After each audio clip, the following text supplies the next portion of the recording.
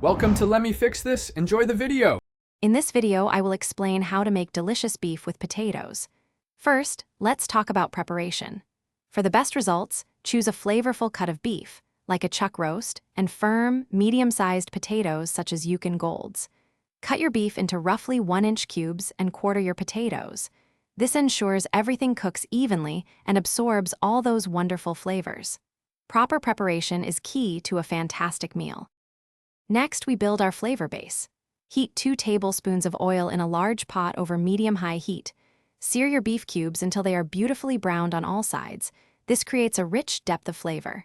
Then, add 1 chopped onion and 2 cloves of minced garlic, cooking until they are fragrant.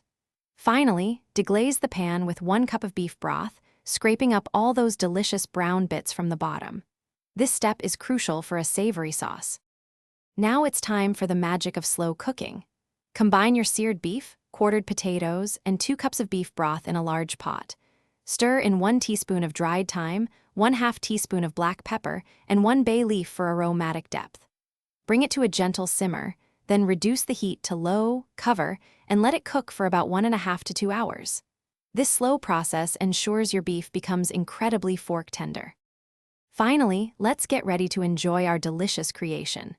Before serving, remember to carefully remove the bay leaf from the pot. For a fresh, vibrant touch, sprinkle 2 tablespoons of freshly chopped parsley over the top. This adds a lovely color and aroma. Serve your hearty beef and potato dish warm, perhaps alongside some crusty bread to soak up all that wonderful sauce. It's a comforting and satisfying meal perfect for any occasion. Thanks for watching. If you found this helpful, don't forget to like and subscribe.